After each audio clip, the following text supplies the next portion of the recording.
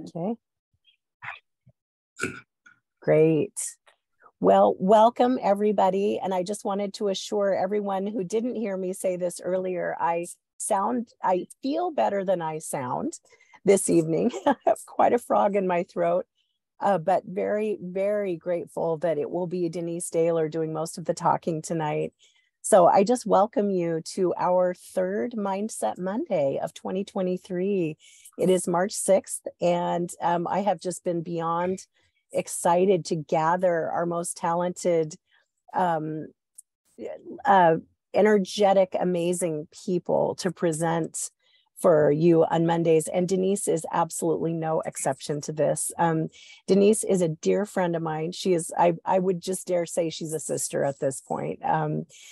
She has been in this business as long as I have, which is about 6 years now. She is a lifelong entrepreneur. She's had many businesses throughout her life and started as a young kid. If you know Denise, you know she rarely says no to anything. She rarely turns down an opportunity.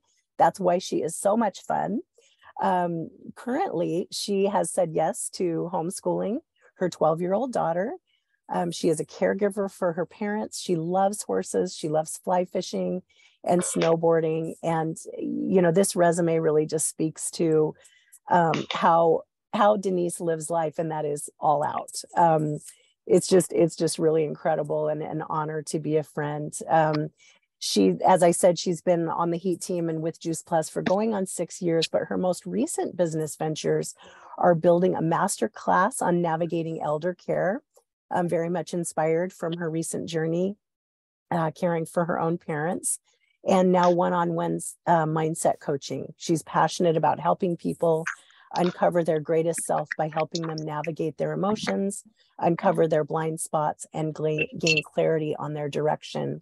So Denise, I'm going to drink my tea and let you take it away, but I am just going to say, for those folks here who have not yet heard of the term default commitments, this is a topic and a subject of study that Denise and I have taken on through our leadership journey with the Juice Plus company and our rise, you know, as we have just taken on more of the personal development to make it to our next levels and step into that greatness that each level we achieve requires of us.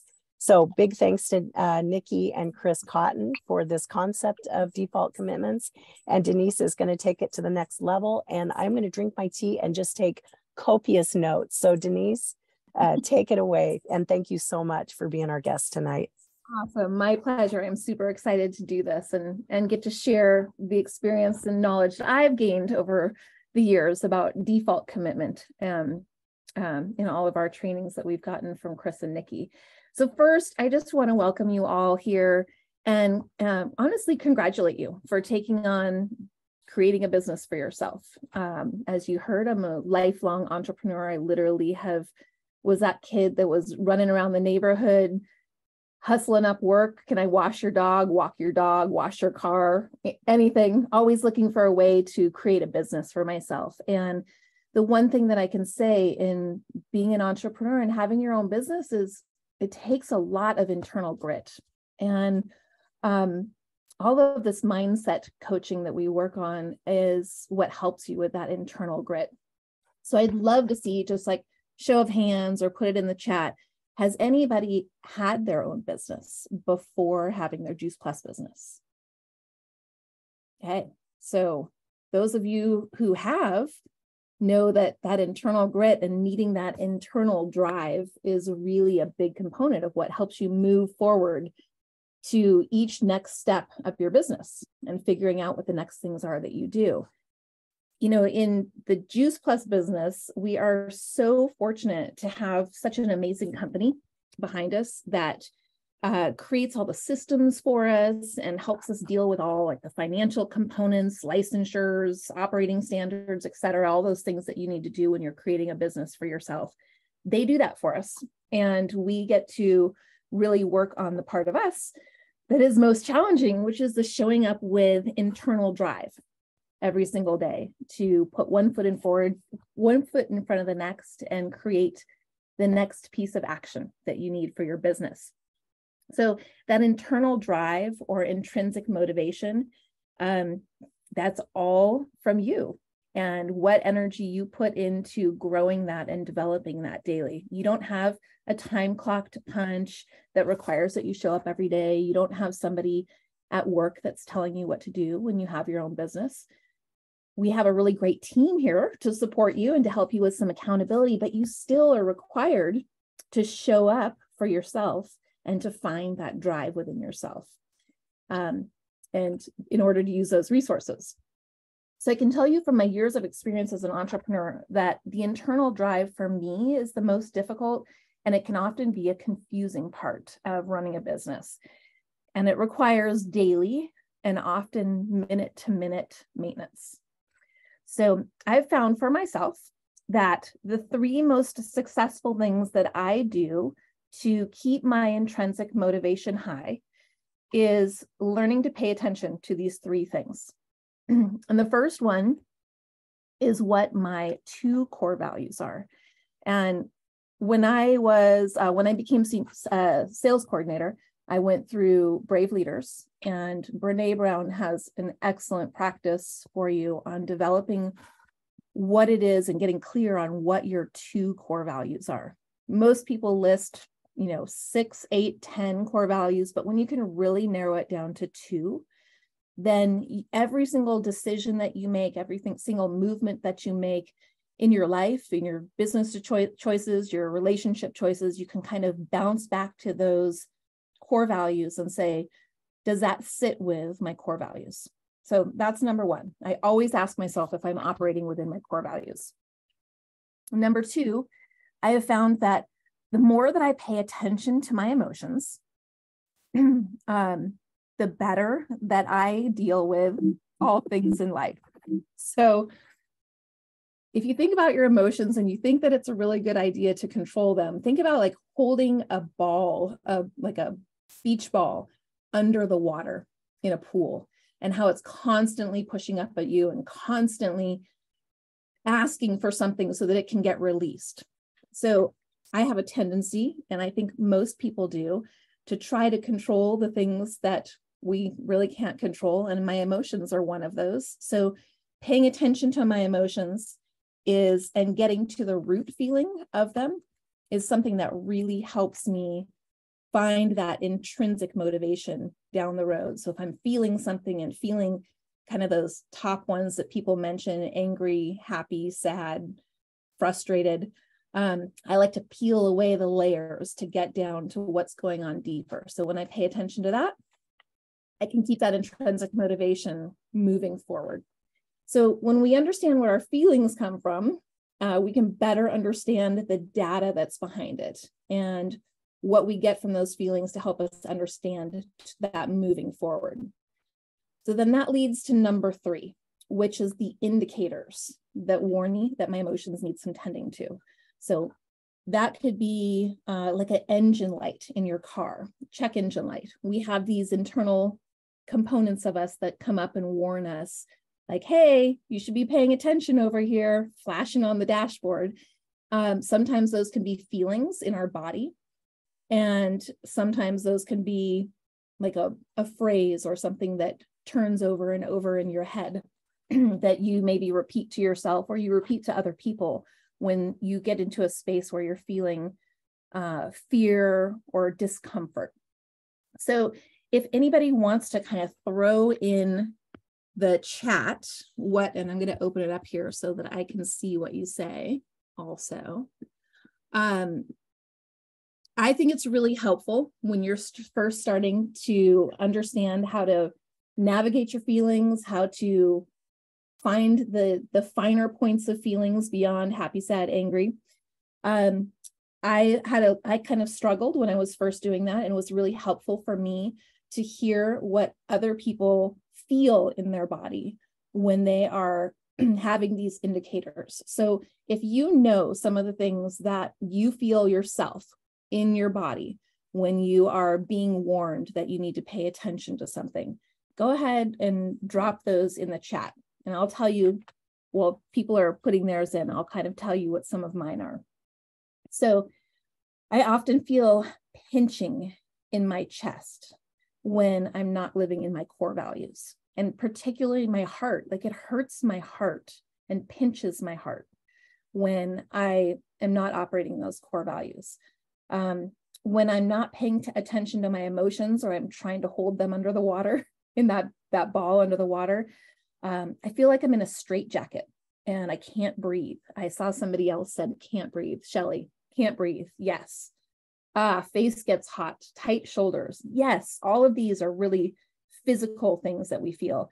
I get headaches when I run up against the self-judgment thoughts that I create in my head. And it took me a long time to realize that sometimes that's where some of my headaches come from. It's like my head is just so full of telling myself all of these things, that I'm not working enough, or I'm not good enough, or I comparing myself to other people. So once I have learned to pay attention to those indicator lights that are going off for me, then I look at them as data. These are like all of the details that I need. They're the warnings that I need to go deeper into what the details are that are taking me to this place. So several years ago, Chris Cotton introduced me to something that he was working on for himself. And it has become the number one indicator light for me that I pay attention to now. And the reason that it's number one is because I find for myself that it shows up for me before all the physical feelings do. It's this dialogue in my head that warns me and reminds me that those internal feelings are going to come along. And if I pay attention to this, and then it doesn't stop me completely and like pull me off into a parking lot, it just sort of halts my momentum. And Chris called this indicator the default commitment. So the default commitment is like a stop sign in your thoughts. It brings all creativity, innovation, growth, opportunities, and your dreams to a screeching halt, just like you're stopping at a stop sign. Now, I just want to point out, very importantly, that the default commitment is a stop sign. It's not a parking lot. We don't pull up to a stop sign, four-way stop, put the car in park, turn it off, and walk away from our car. We pull up to a stop sign and we put our foot on the brake and we look both directions and we assess if things are safe for us to move on. And then once we feel that, we notice the other cars are stopping, then we take our foot off the brake and we can accelerate through and on down the road. So the default commitment for me, I always remind myself, it's just a warning stop sign, no parking lot. So we want to do a temporary assessment when we're at that stop sign. So I spent a lot of time thinking about what my default commitment was when this first came up to me as something that we were learning about. And honestly, it was the first thing that popped into my head. And then I kind of mulled over it too much. And I came back to the same thing. It was that same dialogue that turns over and over in your head. And I know that we've heard it all from our customers when when we're trying to arrange times to share with them about something that they've inquired with us that they're curious about. And we hear oh, I'm too busy, or let's see, what are some of the others that you hear? I'm too busy. I don't have enough money. I'm not good at selling. All of these are examples of a default commitment. And these default commitments usually show up for us when we have feelings of like fear or uncertainty, maybe overwhelm. And for me, it's not, I don't believe that it's a place to be judged in. It's really a place to gather data from. So it's not like it's a bad thing that this is happening to you or that you have this default commitment. It's really just a reminder to start looking at like what's going on around me and why am I feeling this? And why do I keep saying the same thing over and over? Sometimes when we're sitting at that stop sign, at that four-way stop, sometimes there is something dangerous coming. There's a semi like barreling down that doesn't see the stop sign and isn't going to stop. But most of the time, what's really happening is the other cars are just kind of moving through their life. They see the stop sign, they're slowly approaching. You look, you assess the situation, you're like, oh, this is okay, I can move on. So that's what I use my default commitment for, is like the assessing, deciding what if everything's okay, then move on. So my default commitment, I'll share with you so that you can have an idea of something other than the ones that I mentioned that your customer says. Mine is, I don't want to work that hard. And it comes up for me often, sometimes daily. And I always stop myself and remind myself of all the things that I do like to work hard at. Because there's a lot of things I like to work hard at. And it kind of diffuses the energy that my default commitment has. And then it allows me to kind of sit back and start assessing and creating some clarity around what really is going on for me. So, does anybody know their default commitment? That dialogue that circles around in your head? I'm too busy. Anyone else? I can relate to you that it's the, I don't want to work that hard, or, that it's, this is just, it's not the, my main job. So I need to put my time somewhere else. Yeah. And I saw Nikki says it's exhausting. I don't want to do that. It's exhausting. So these are really common things that everybody experiences. And I have found that my default commitment does not change. It is always the same. I don't want to work that hard. I don't want to put my energy into that. So I have a little practice that I like to do that helps me kind of assess the data, mine the data out of all of the confusing thoughts. So I would like to lead you all in this little practice. All right, so we're going to use the analogy of the stop sign. And I'd like everybody to close their eyes. You can take yourself off of the screen if you don't want to be showing yourself while we're doing this. Okay. Now take 3 deep breaths. And imagine yourself sitting at a 4-way stop. And in front of you is the direction that you're heading. The street is lined with all of the people that love and support you, your friends, your family. And they are all holding signs. And the signs that they're holding all have different stated commitments of yours on them. So your stated commitments are the things that you are committed to creating for yourself in life. Maybe it's joy, maybe it's growth, maybe it's a business goal, maybe it's family. So envision on those signs what your stated commitments are. Just choose 3. 3 is an easy number to see. And all those family and friends are in front of you. Now, take another deep breath and turn and look at yourself at the passenger seat next to you. And sitting on the passenger seat is a box. And the box is empty. And the lid is just slightly off the box. So you can see in it. And you can also put something in it. Now, look to the right. See what's coming. Look to the left. See what's coming. Those things that are coming from the right and the left, the things that maybe caused you to stop at the stop sign, are they something that's making you uncomfortable or overwhelmed, maybe afraid or unsure? So take those things and hold them out in front of you like they're on note cards. And look at them and see if there's something that you really need to be paying attention to right now. Is it something that is going to cause you immediate harm in this minute? Or is it something that needs to be addressed right away? And if it's not,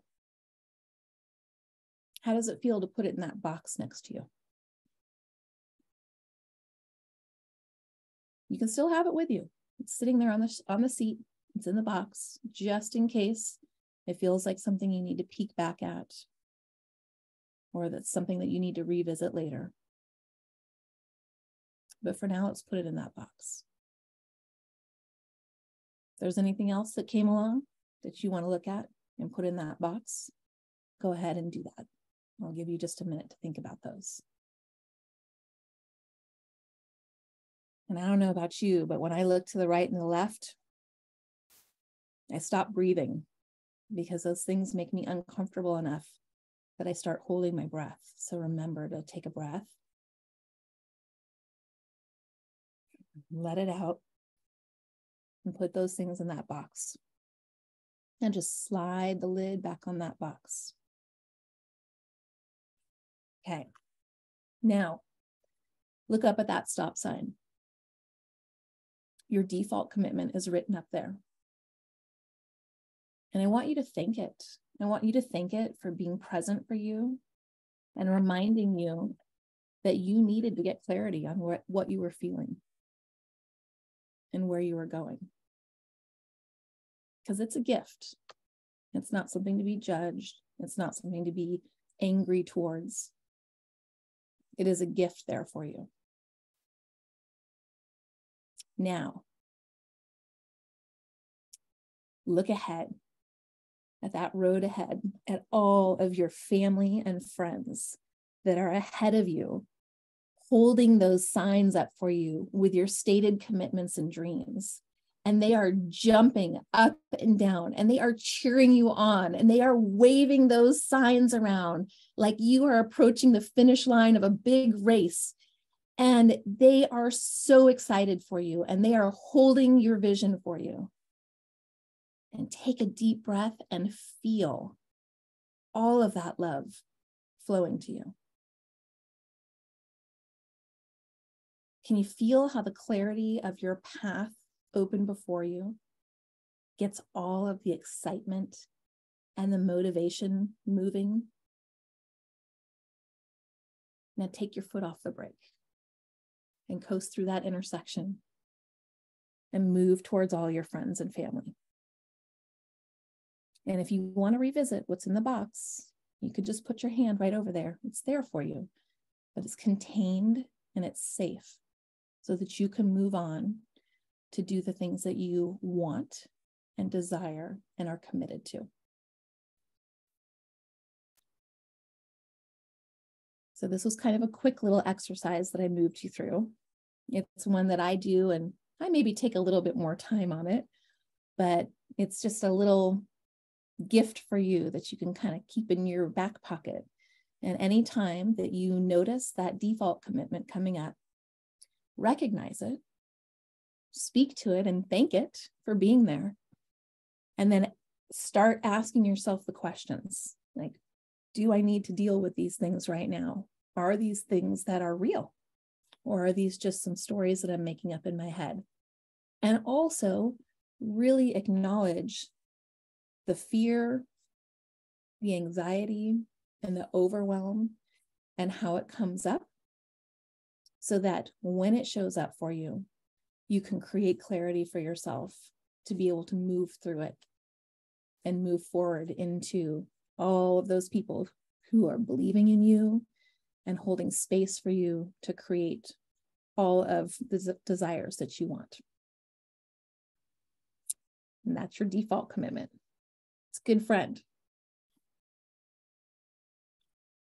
Denise, I really, really love, I knew you would take it to a whole new level, and I really love how you really wove this concept of default commitment with those concepts that Brene Brown talks about. Like, this is data. This is information we can get. And, you know, I also really love that there's just the pause rather than the stop. You're not heading into the parking lot. You're not camping overnight. You're just literally there assessing. You're assessing the data, you're assessing, just how you can move forward. But I love most of all that cheering section on the other side, because those, that's what our, that's what we're really here for, right? Are the, those things like connection, our core values are what were on my signs: connection, joy, laughter. And usually we don't get T-boned going through that intersection. So no, we're stopping to look so we can see, right? Yeah, exactly. I love that. When that default commitment pops up, it stops the love from flowing. So you've got to figure out how you get that love flowing, and just keep moving through that intersection when it feels safe, and making yourself feel safe. And I had another coach, a coach that I worked with at one point said to me, is it okay to feel safe when you're safe? And I was like, oh, yeah, it is. So like assessing when you're safe, that's a really important part of it. Thank you. Thank you for having me on tonight, Kirsten.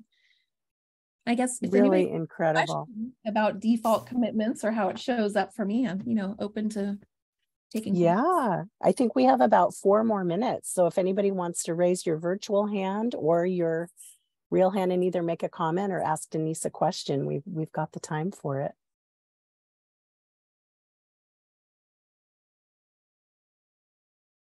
All right. Well, thank you all. I don't see any hands raised, but I can't see everybody. So if you have your hand raised, just speak up instead. Yeah, I'm not seeing anything either. I'm kind of feeling like people are going into their journals and like diving into what their default commitments are. So I so appreciate you, Denise. And this has just been amazing and really, really helpful for me too, to just revisit this really profound teaching. So thank you so much. And beautiful job, Denise. I'm sure that, like you said, they're thinking about it, processing it. It was great. Thank you. Thank you. Yeah, such a good reminder. And I love how you pulled in Brene Brown and some of the other teachings. Yeah, all things that we have been exposed and offered here in this amazing company that we're a part of, right? An amazing team that we're a part of. Just gathering it all together and making it work for you.